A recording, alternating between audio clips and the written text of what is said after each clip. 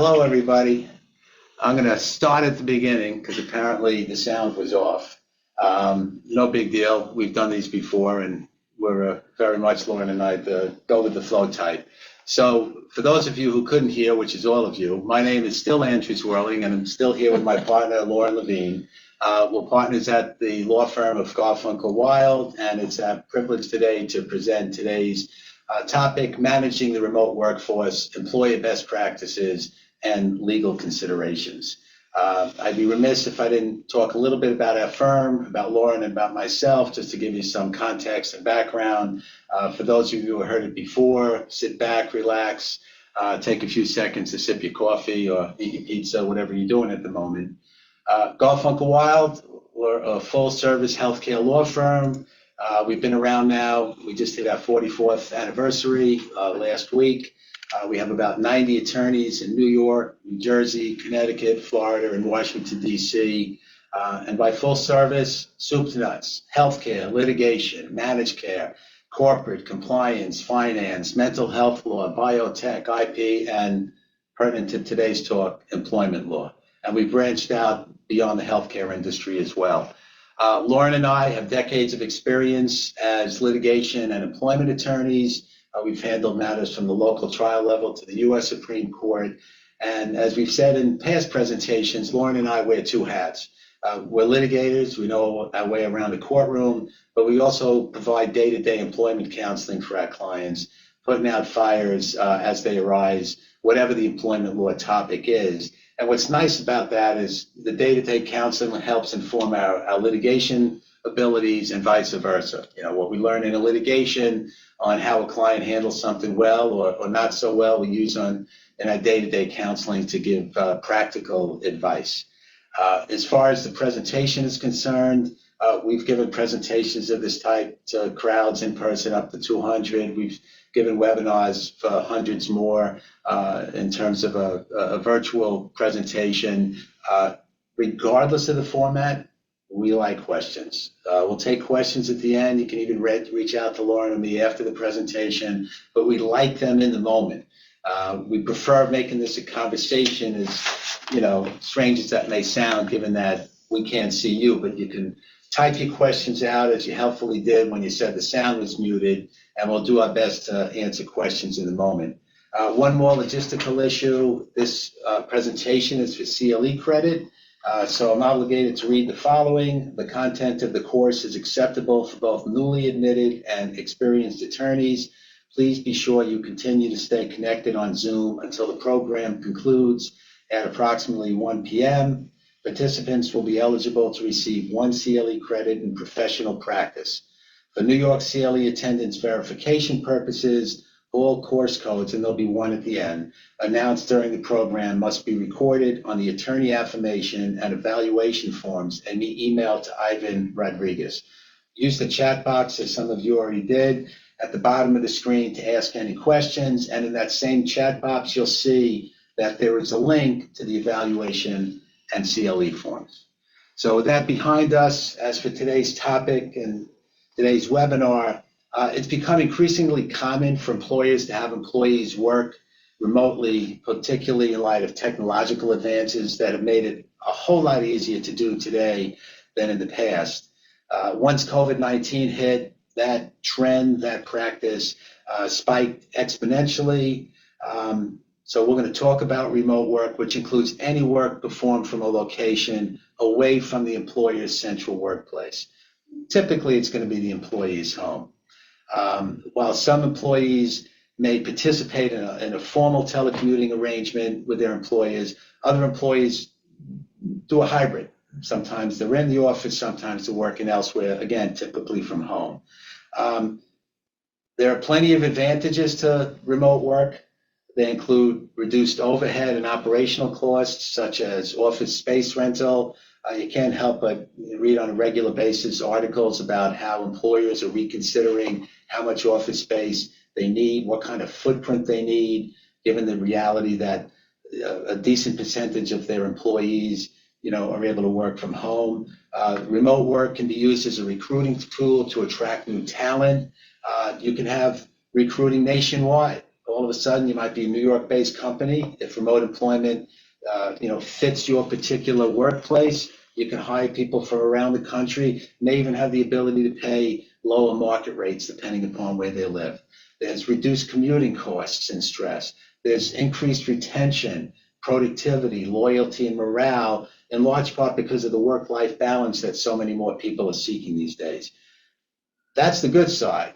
The other side is that while telecommuting does have an upside, it also creates potential challenges for you as an employer, certain risks for you as an employer, such as wage and hour compliance under the Fair Labor Standards Act, including ensuring that your employees are accurately tracking their hours and are being properly compensated. Questions on whether telecommuting qualifies as a reasonable accommodation, for example, under the Americans with Disabilities Act. People work remotely, you're going to have, by definition, less control over where that employee stores confidential information and trade secrets and other information that you want to keep secure. You have workplace health and safety issues, and Lauren and I are going to talk about all of these, including recording and providing workers' compensation for on-the-job injuries and occupational illnesses. You may have potential discrimination claims if employees do not treat all employees telecommuting requests the same. And finally, there's just general challenges associated with including how do you manage employee performance and other aspects, including productivity levels. So we're going to go into all of that. And again, we encourage you to ask questions along the way. What's the starting point? Having a written telecommuting policy in place is a critical first step in addressing all of these challenges that Lauren and I are going to walk through together with you. A well-drafted telecommuting policy is going to serve several important purposes, including, but not limited to, one, defining who is eligible to telecommute. Maybe your workplace, look, if you're a hospital, your clinicians, they have to be on site, but maybe there are employees who could work remotely. So that policy is going to spell out who is eligible or not. You want to create that roadmap for people just so they know what their status entitles them to or not. It also helps eliminate the potential for a discrimination claim. Why Lauren, not Andrew, okay? A policy will also provide a specific procedure for requesting approval to telecommute. Now, maybe you have a small workplace, it's not so important to have some written policy. Maybe you have a shop of only 5 people. You can just, talk it out. But if you're in a larger workplace with dozens, hundreds, if not thousands of employees, you're going to want to have some written protocols in order to track who's working remotely to make sure that the requisite protections are in place. That policy will also explain the conditions of an authorized telecommuting arrangement. For example, it'll detail employee responsibilities and expectations such as work hours. Someone working at home, maybe, I'm just speaking hypothetically, they have a child care issue that needs to be addressed. So maybe they're going to work a few hours before, take care of their child care issues, work again afterwards. Again, that's just one example of many that come to mind. But that policy will talk about work hours. That policy should anyway talk about how hours are recorded. And we're going to talk about wage and hour issues later on, but you need to carefully track how those hours are recorded so you don't run afoul of any of the wage and hour laws. Accessibility during work hours. That employee is not sitting in an office or in a cubicle where you can just walk over and talk to them as a supervisor. Obviously, you're going to use other means, phone, email, texting, etc., to try and contact them. They need to be accessible. That has to be discussed or referred to in that policy. Safeguarding, how the employee is going to be obligated to safeguard company equipment and confidential information.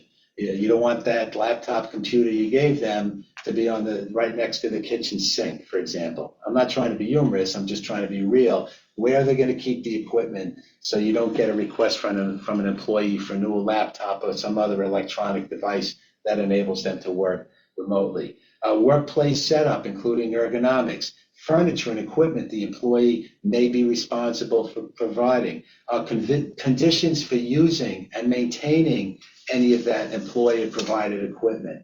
But it also set out on the other side of the coin the employer's responsibility, technical support provided to the employee, work expenses the employer reimburses. Your employee is going to be working at home and using a printer, printing, paper, ink, all of these things. You're going to need to get granular with regard to how that's spelled out so everybody's expectation levels are in the right place. What equipment the employer will provide and repair, for example, computers, cell phones, teleconferencing equipment, fax equipment, antivirus software, etc. Again, office supplies. That policy should also designate the employer's specific duties, work area, break times, in order to avoid liability for injuries that are not work-related. Someone is working from home, they go to do the laundry in the basement, they trip, they fall, they get hurt. Where does that fit with regard to your responsibilities as an employer? You want to have their work hour break times broken down. You also want to remind employees that they're expected to comply with all of your policies as an employer, regardless of the fact that they're working from home. Just to follow up on what Andrew said, one of the other things that's come up over time when we're dealing with telecommuting arrangements with clients is where are the employees located? And I don't mean is the client employing them in a different location. We've had situations where an employee is supposed to be working remotely, but they go to another state and they're online and they're doing their work, but maybe the employer really needed them to come into the office a particular day. So you really need to also set out where the employee's location is, as well as are there any expectations that either on an emergency basis or at some set interval that they might need to come into the office. And that needs to be spelled out, as Lauren says, because we have those situations, putting aside other implications, tax and otherwise, that we'll discuss later on. If you tell someone they can work remotely and they say, great, I'm now going to move to Georgia, and you're a New York-based company, and then they've already made those arrangements to move unbeknownst to you, and you say, oh, by the way, once a month or once a week, we have the internal meetings of all management and so on, and they say, well, I can't do that. That's an avoidable issue that should be addressed, at inception. Absolutely. All right, electronic signatures. For remote applicants and employees in particular, the submission and exchange of a lot of important documents takes place exclusively using electronic communications. This may include employment applications, consent for background checks, new hire paperwork, the onboarding process, including tax, immigration, and employee benefit enrollment forms, as well as employee handbooks and other policies that you're going to give out in the normal course. This is going to all be done online.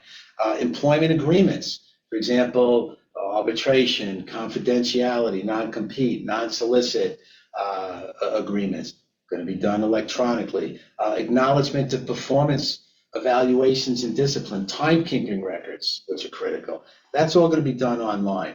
Now, many of these documents that I mentioned and that you can otherwise think of beyond the ones I described are going to require the applicant or the employee's signature.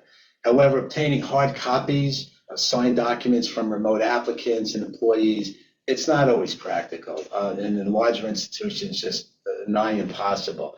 Therefore, many employers have established, by necessity, an electronic system for managing these documents and rely on electronic signatures from applicants and employees instead of the traditional hard copy signature, the handwritten signature.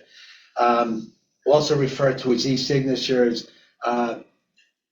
This process is guided by a couple of federal laws, the E-Sign Act, and I'm just going to say the acronym, the UETA. An electronic signature is defined as any electronic sound, symbol, or process that is both attached or associated with the contract or record and executed with the intent to sign the record. While those two federal laws, the E-Sign Act and the UETA, are intended to promote and validate electronic signatures, employers should still be careful when relying on electronic signatures.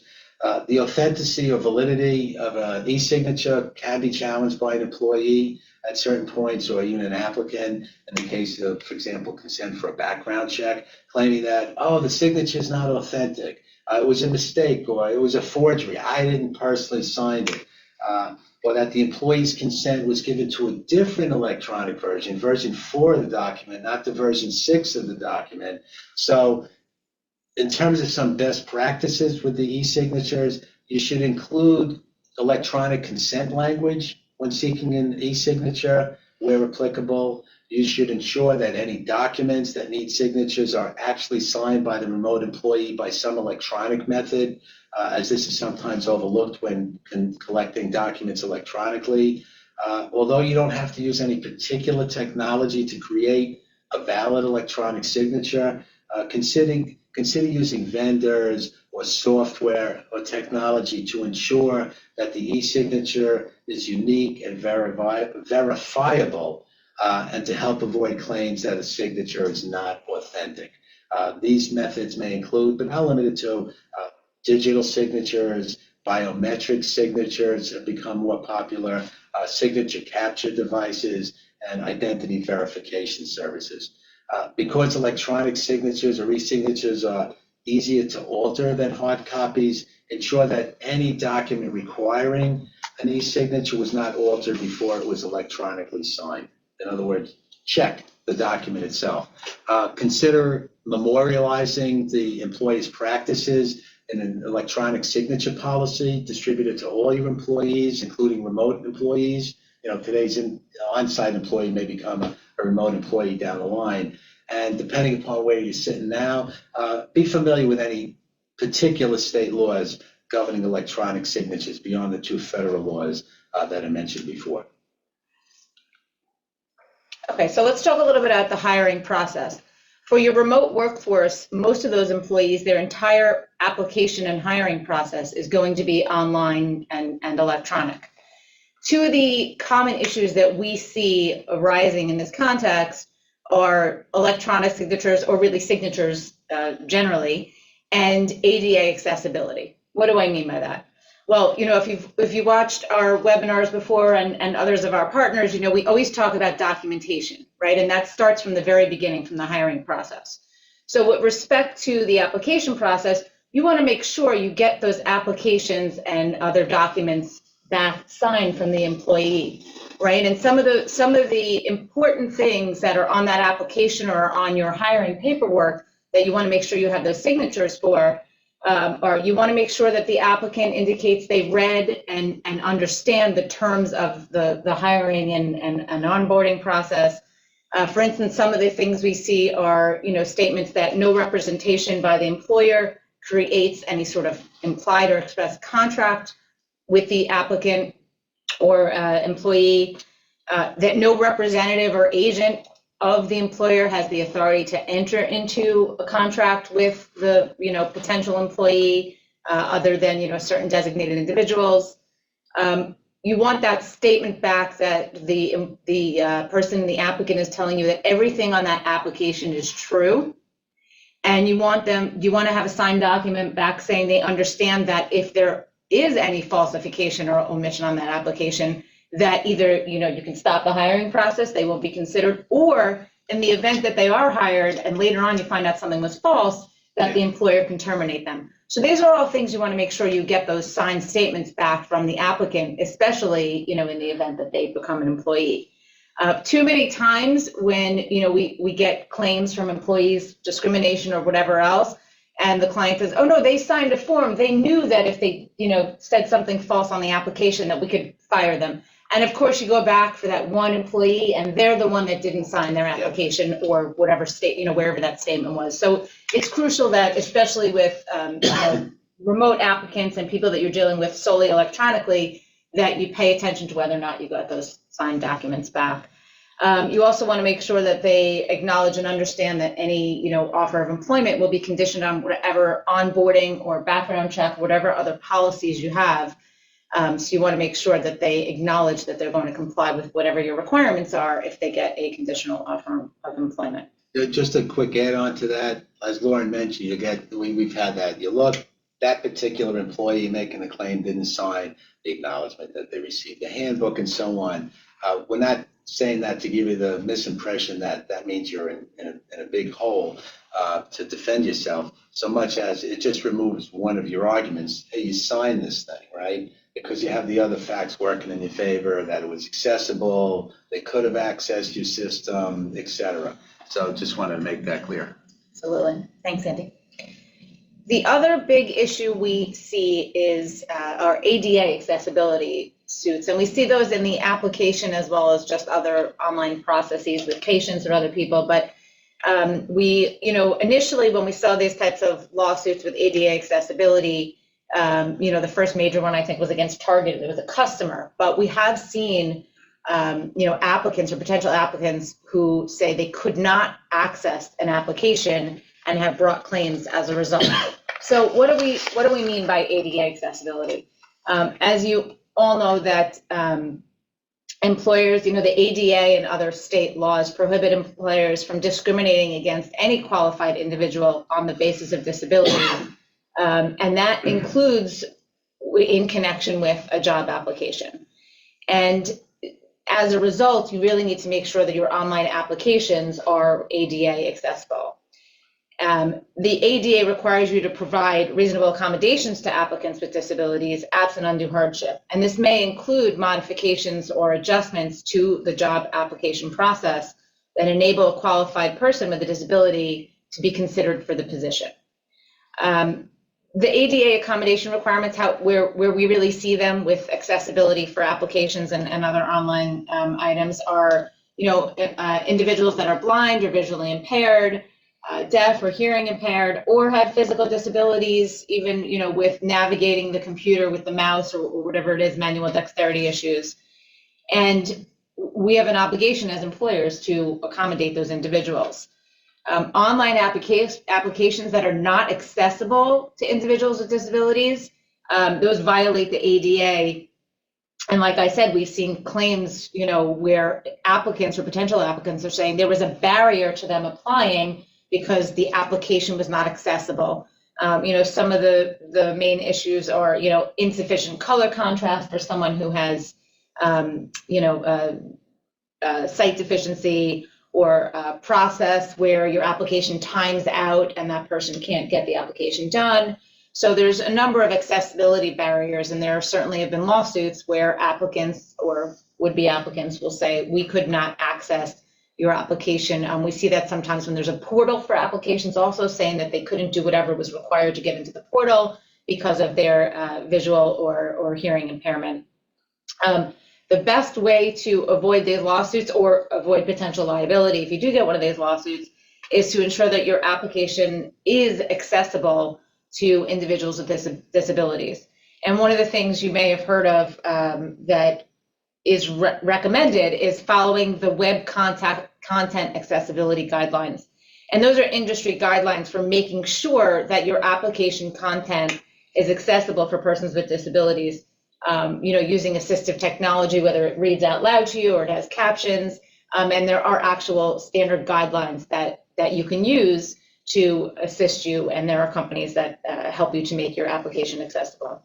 So just one quick point about what Lauren mentioned about the web content accessibility guidelines. We're talking right now to you as employers and in relation to your employees or applicants and so on. It's a cottage industry that started maybe, about 10 years ago, where the plaintiffs bar targeted certain industries, hospitality industry, then the healthcare industry, and I'll focus on the latter for illustration purposes because we've dealt with a whole lot of these cases, where they'll have somebody sit in front of a computer who's visually impaired, and they'll try and access the Smith medical practice. Oh, we can't because it didn't conform to the web content accessibility guidelines. Then they'll have the same plaintiff try to go to the Jones medical practice website, et cetera, and just file lawsuits saying that these guidelines weren't followed, to Lauren's point, ADA violations, claiming, I wanted to be a patient, at this facility and I couldn't, right? And we had cases where the same plaintiff had sued 15 to 20 different entities. It's just what's done, and what it forces the client to do in that situation, you as the employer, is to check to make sure your website conforms to the ADA, to these guidelines. And there are vendors who can take care of that for you. Like I said, we've handled a whole bunch of litigations and matters. We've given presentations on that subject. But use what Lauren's talking about as an opportunity to vet your own website to make sure that you're otherwise compliant, because you can avoid a real costly headache from people who are trying to access it beyond just your employees or applicants. Absolutely. You also want to, in addition to having the web content accessibility for your potential applicants, you want to also make sure there's information available to them about reasonable accommodations, right? Maybe they need another reasonable accommodation, not an accommodation through the online content, and you may need to make other arrangements. Maybe someone needs to do their application by phone call or some other way. So you want to make sure that there's also information available for those applicants, that they understand that there are reasonable accommodations available to them. Okay. I think Andrew touched on this a little bit when he was giving his summary in the beginning. You want to make sure that when you're hiring these people, right now they're no longer an applicant, it's a new hire, you want to give them whatever information and documents that you would give to any other newly hired employee. And that may, again, all be done electronically, or maybe you have a process where your remote employees at least come into the office for onboarding, or every so often have to come into the office.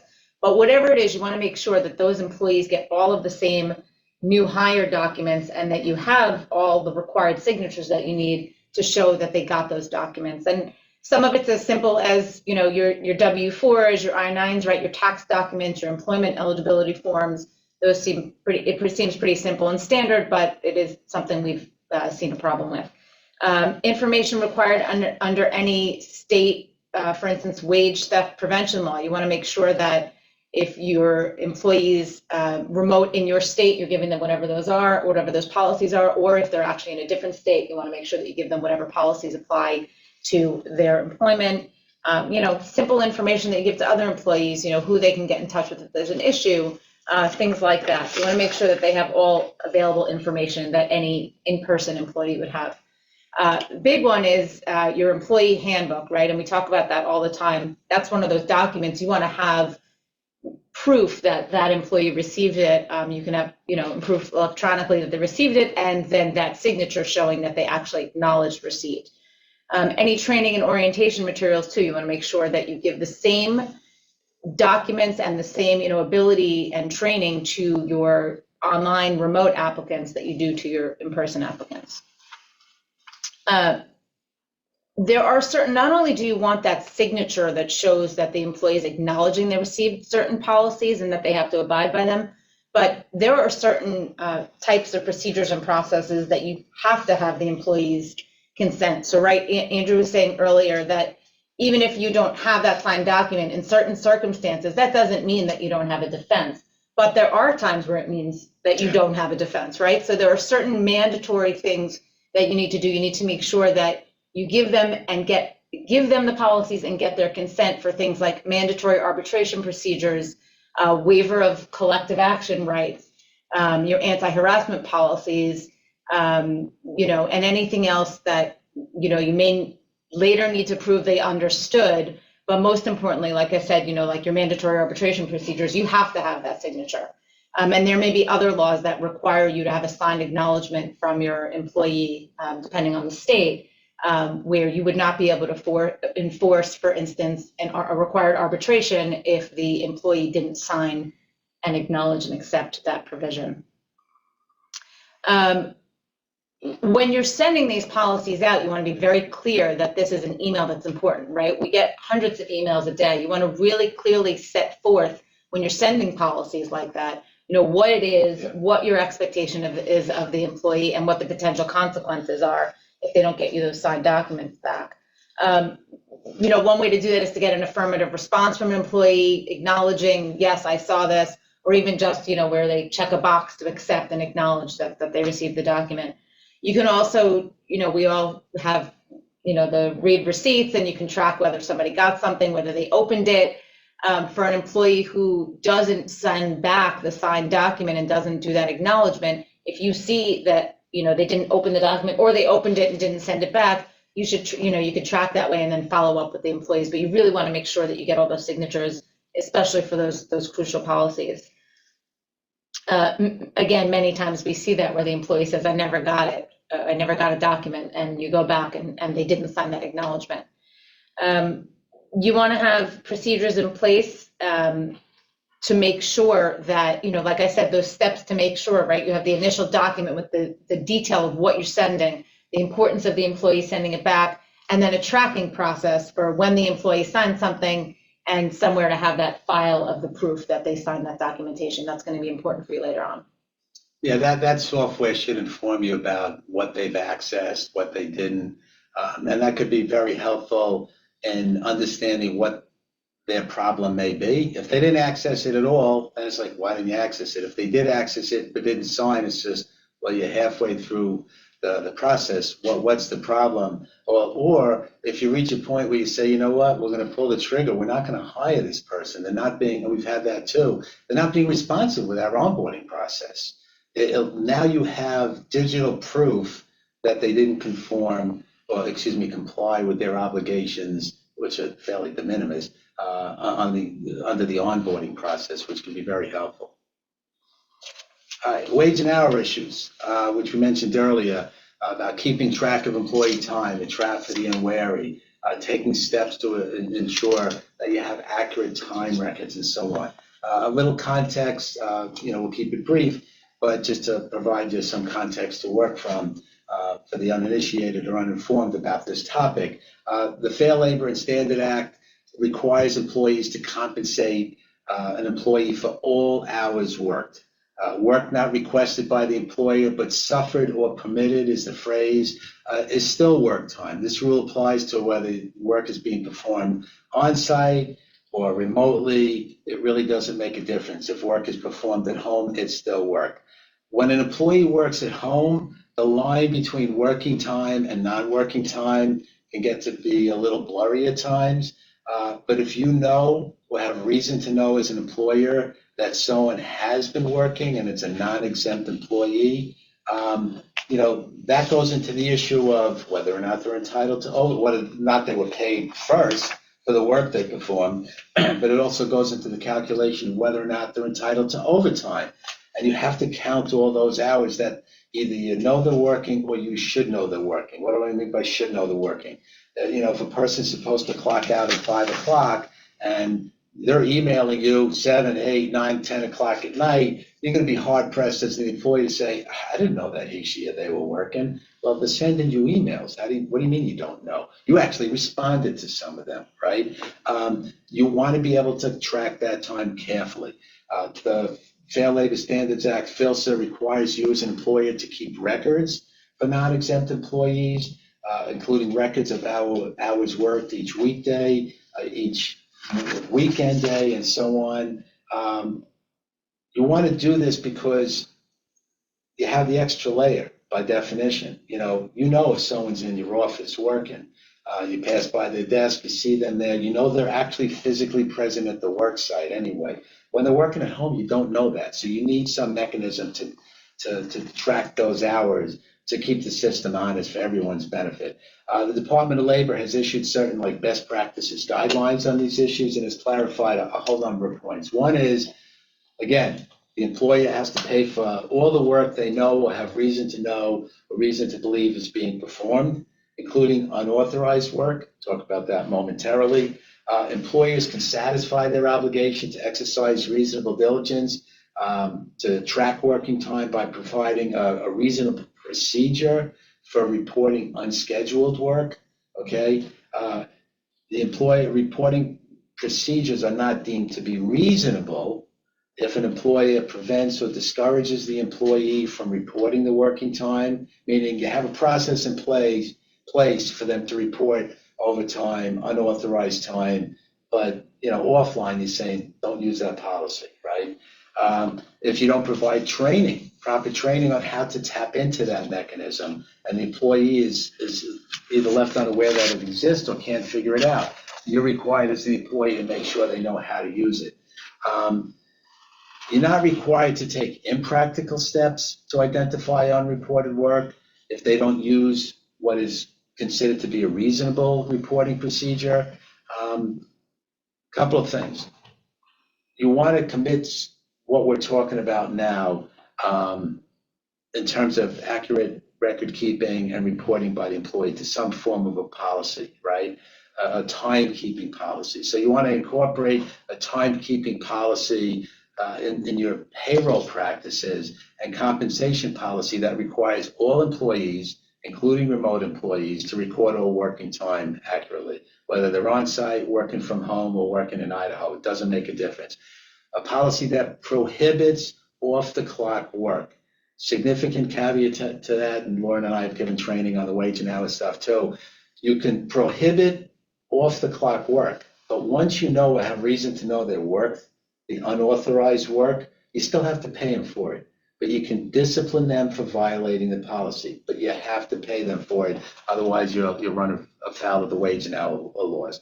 Your policy should provide, again, reasonable procedure for reporting unscheduled work. Something happens, you have a well-intentioned employee, he, she, or they spend the extra time, that's okay, right? They're helping you out, but there's a mechanism for them to report it, so they get paid for the work, you don't get jammed up by the Department of Labor. The policy, the timekeeping policy should also make falsification of time records or fraudulent timekeeping practices subject to discipline, including termination of employment. That policy should require your managers or supervisors to review and verify time records of their direct reports on a regular basis. Again, you want to keep that system honest. You want to require the employees to verify the accuracy of their records, right? Some verification where they're stating, this is real. Okay, look like you're gonna say something. Okay, so again, you want to have these pieces in place.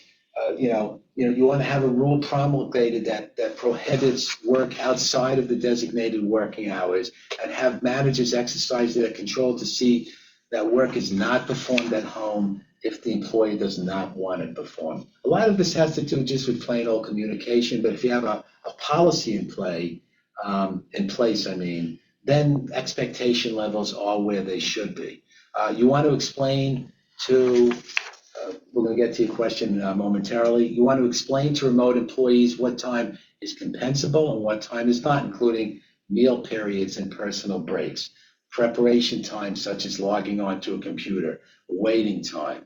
Okay, you want to customize your payroll procedures and compensation policy to comply with applicable state and local law. Again, we're in New York, Connecticut, New Jersey, et cetera. I don't know, we don't know where all of you are tying in from. You want to make sure what the rules are in your particular locality regarding meal and rest periods where the remote employee works, and you ensure that remote employees take and that non-exempt remote employees properly record their meal breaks, because there's a whole set of rules, wage and hour rules applicable to meal breaks and the like.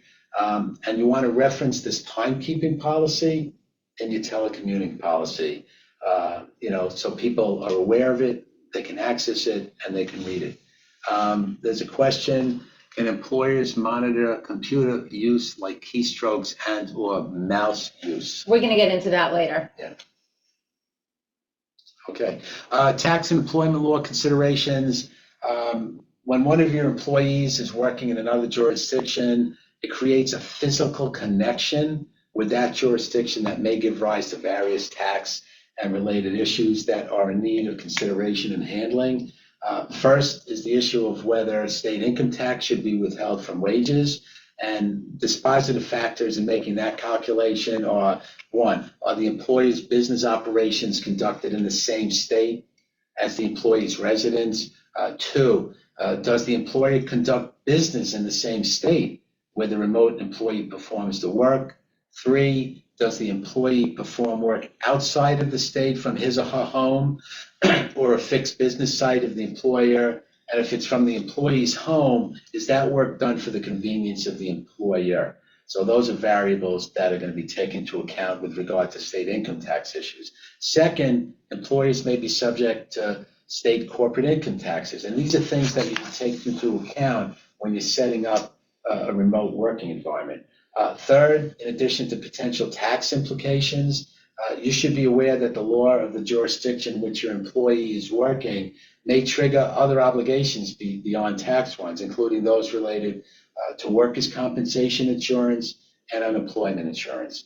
As far as workers' compensation insurance is concerned, you need to confirm whether or not the jurisdiction in which your remote employee works will require workers' comp insurance.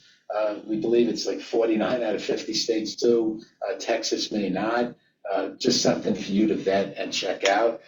The general rule is that where this is required, workers' comp insurance, where the employee performs services, use that as the starting point to your inquiry, and then just confirm whether or not your jurisdiction does require it. Again, all but likely it does. A failure to satisfy this mandate may lead to sanctions by the other state for noncompliance, but also think about it on a practical level. You might have substantial exposure if your employee gets injured, right? They're working from home, they fall down the staircase, they slip in their kitchen on a wet spot. They're working from home, you don't have workers' comp insurance, you can be in a world of hurt in a costly way because you're leaving yourself bare with regard to having that safety net. As for the latter, in terms of unemployment insurance, check to confirm what the protocols are in the state or jurisdiction where your employee is working from. So separate and apart from your standard telecommuting arrangement, where maybe you offer that to certain categories of employees, or maybe your whole workforce is remote, depending on what kind of business you're in. Accommodation, we also get telecommuting. We see it, there's been a big uptick, especially since COVID-19, in requests for telecommuting as a reasonable accommodation under the ADA and other state laws. Telecommuting has been recognized as a potential reasonable accommodation, right? It may not be reasonable in every situation, but it has been recognized, including by the EEOC, as one of the many potential accommodations that may be reasonable for an employee.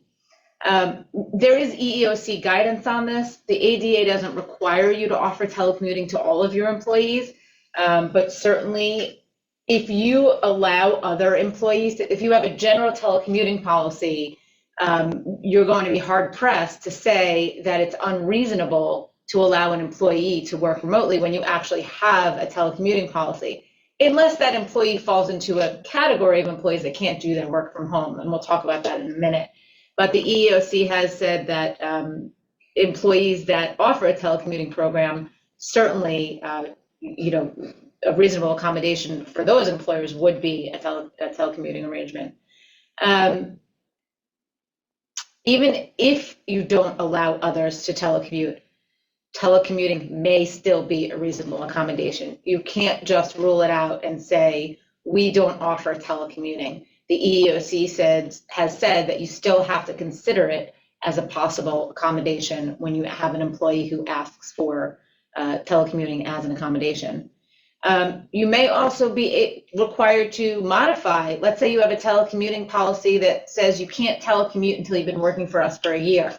Well, you may need to modify that. You may have someone who needs telecommuting as a reasonable accommodation, and you might not be allowed to make them wait that year. So you also have to consider whether or not you may need to modify your existing policies. Just like any other request for accommodation that you get as an employer, you need to have an interactive discussion with the individual who's asking for telecommuting as a reasonable accommodation. And again, anyone who's listened to our webinars, or we've done presentations for you individually about the interactive process, right? That is the first step. If you don't engage in the interactive process, you're already giving that applicant and or that employee a potential claim. So what do you have to look at in the interactive process?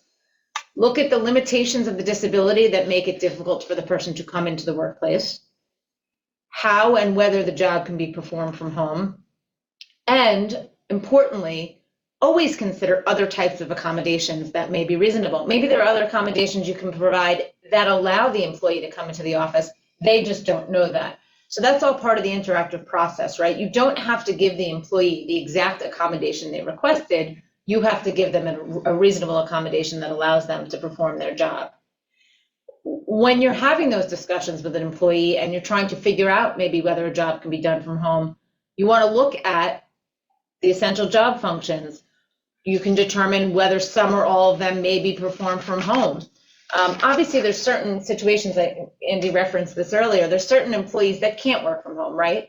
If you're providing clinical care, or if you're a food service worker, or you're driving a truck, you can't do that from home, right? But there may be jobs that you can do from home, maybe billing, telemarketing, proofreading, whatever it is. You have to look at various factors, right? Can you supervise the person appropriately when they're doing the job? Do any of the job duties require certain equipment, right? You can't be an X-ray tech from home, right? You need that X-ray equipment.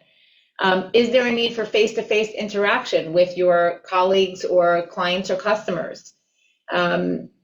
Do you need to have immediate access to documents and other things that are in the workplace? These are all questions you want to look at when you're looking at the feasibility of allowing someone to telecommute.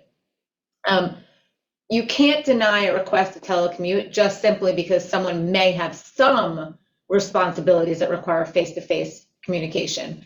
And again, we go back to this all the time. It's about having an interactive dialogue, right? I can't give you a specific list right now of every single thing that may be considered in someone's specific job. You have to look at what that job is, right? These are some of the major issues, but you have to look at what that specific job is and have that interactive discussion with the employee about what they can and cannot do from home, and what their limitations are, and what other accommodations may be available.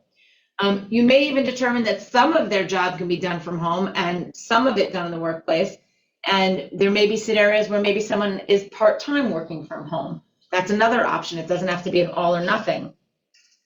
You don't have to remove any of their essential job duties in order to allow someone to telecommute as a reasonable accommodation, but there may be minor parts of their job or marginal functions that you would have to reassign to someone else.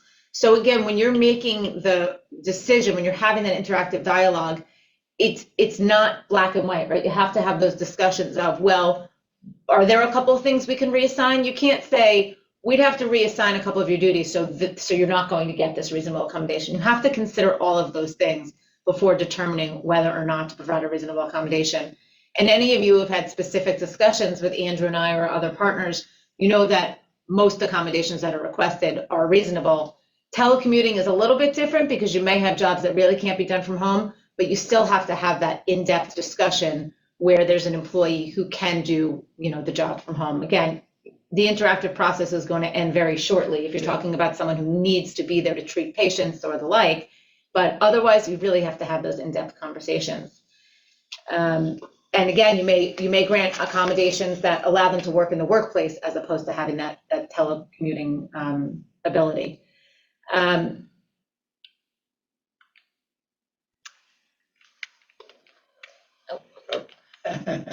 Discrimination claims. As with any other type of employment decisions, you may get a discrimination claim based on denying someone a request to telecommute, and people may or have alleged, and we've had these suits alleging that they were denied a reasonable accommodation of telecommuting. Some of the ways to minimize that risk of those claims is, define who is eligible to work from home. And again, that's separate and apart from your ADA accommodation. But as a general proposition, in the first instance, define in your telecommuting policy who can work from home. So there's sort of a standard you're starting off with of whether someone is in that category or not. Generally speaking, you want to consistently abide by what categories of employees can work from home. That's where you may have an exception, right? You may have to give someone an accommodation even if they don't fall in that category. But if you have those general parameters to begin with, you have a good framework to decipher whether or not everyone's being treated the same and whether or not the only exceptions are for those reasonable accommodations, as opposed to you say, well, that person's a really good worker and they want to work from home, so I'm going to allow them. Don't do that. You need to follow the standards, and the only exceptions that really should be made are where the telecommuting is a reasonable accommodation. You should have a process for submitting the request to telecommute in addition to your standards for who can telecommute. You want to have a process for submitting requests, and you want to train your managers on how to handle those requests. You also want to make sure that your telecommuting policy refer your employees back to your general policy for requesting reasonable accommodation so that they know that they may be able to request a reasonable accommodation. One other question that comes up sometimes is, when they're already working from home, what other accommodations you may have to grant, right? That beyond the telecommuting accommodation itself, employees may ask for other accommodations, certain equipment or things like that, and those do have to be considered as well. Just to piggyback, Lauren had mentioned about training managers on how to handle telecommuting requests. Again, you want to distinguish between two categories. One is just the general, I'd like to telecommute, right? No accommodation component to that at all, where you're going to have your protocols. Maybe they don't want, 10 out of 10 people from a unit telecommuting, right? But you'll have one category where you have to follow the protocols, which may be submit your request in writing.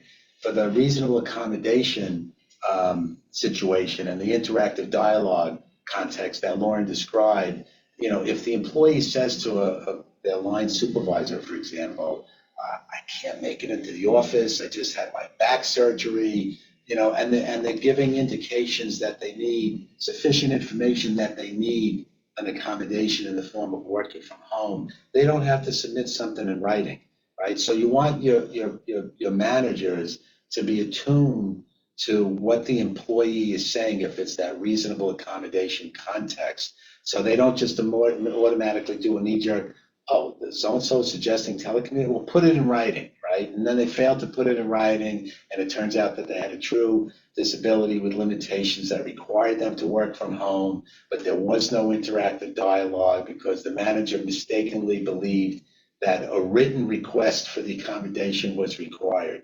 It's not that way in that latter context. Right, and the reality is your supervisor should be trained on how to handle reasonable accommodation requests, not just solely telecommuting requests. Yeah. And your telecommuting policy is going to be a good starting point, but you still have to have those interactive discussions. Bring in HR.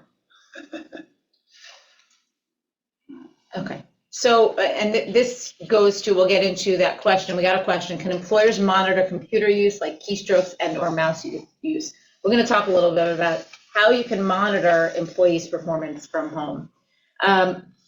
Employees should be told in the first instance that they're required to follow our policies, right? And you may want to specifically reference certain policies, but you want to let them know they're required to comply with all of our policies, in addition to the fact that, you're going to be monitoring to make sure that they are performing their job, right? So they're required to comply with our policies as well as actually perform the job from home. And you want to start out with clear communication to your employees, right? You're required to do X, Y, and Z. Here's the policies that you have to follow. Here's the work expectations. And those are all going to be part of your telecommuting arrangement.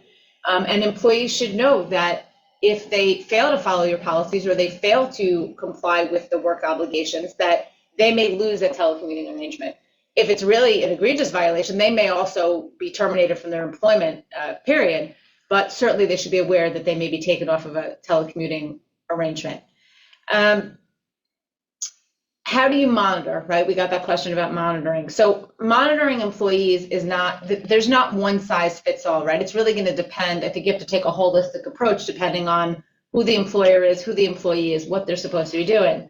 Right? Some employers, if you need to be in constant contact as part of the job, you're going to know whether your employee is not working because they're not going to answer emails or, they're not going to answer the phone, right? So where there's a lot of interaction involved, you're going to know if your employee is not working if you're not able to reach them, right? You can look at, are they sending emails? Are they answering phone calls? Are they on those virtual conferences? Are they showing up for the one day a week when they need to be in the office?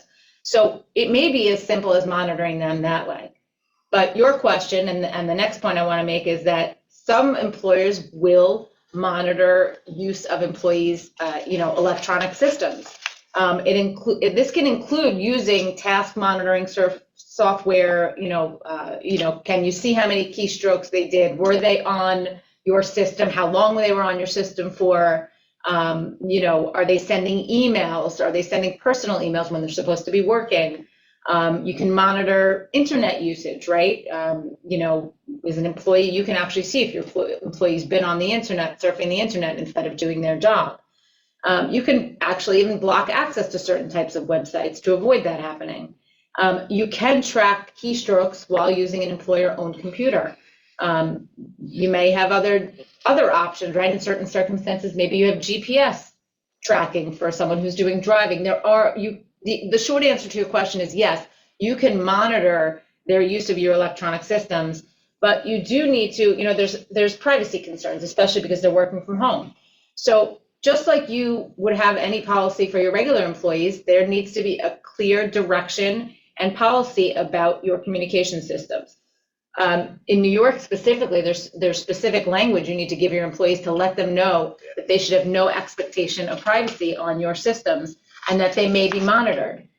Those laws require you to, be using those processes for, tracking efficiency and productivity, protecting your information, the employer's information, ensuring compliance with laws and policies. So you want to let your employee know, look, we have these rules and you should have no expectation of privacy. And here's why we have these rules, right? We're tracking to make sure you're doing your job. We're tracking to make sure that you're following our policies. And yes, as an employer, you can do that and you can decide which approach is best for you, but you need to put the employees on notice.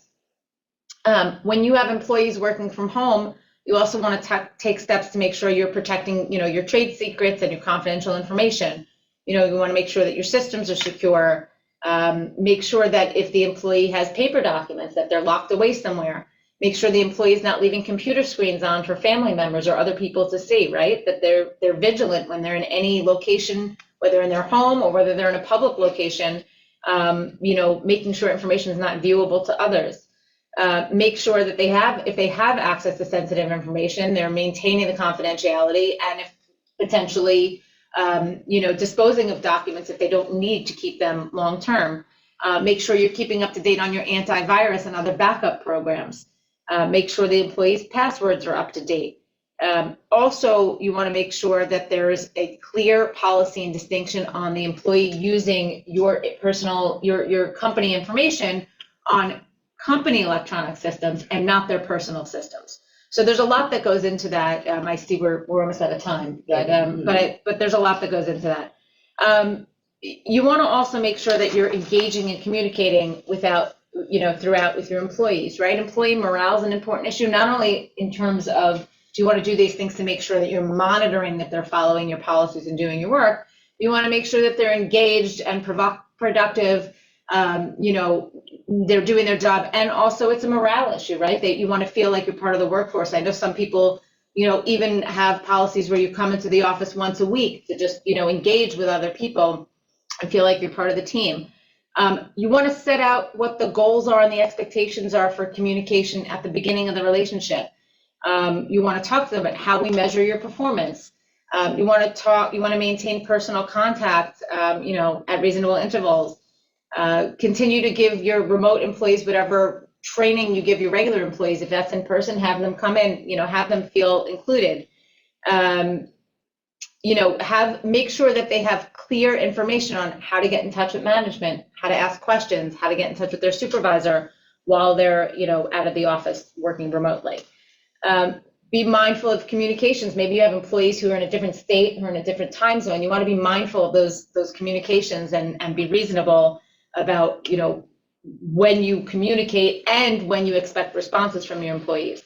You want to provide regular feedback, right? Just like, again, some of these things are sort of common sense, just like you would in the office. Don't let a remote employee go a year without some acknowledgement of, improvement that needs to be made or how they're doing. And then, a year later, you turn around and say, you can't telecommute anymore because you didn't do a good job. Well, you never told me I didn't do a good job, right? So those same issues that exist in the workplace exist and sometimes even are more pronounced in the remote workforce. And you're going to continue to use whatever annual reviews or performance reviews you do. You need to make sure that those are equally applied to your remote employees. I think that's it. That's it. Anybody have any other questions? All right. Last but not least, for CLE credit, the code is 5, R is in radish, E is in elephant, C is in carrot, 8. I'll repeat, 5, radish, elephant, carrot, 8. someone could just confirm they heard that, because I know for those seeking CLE credit, that's an important one. I'm hoping we weren't on mute for an hour.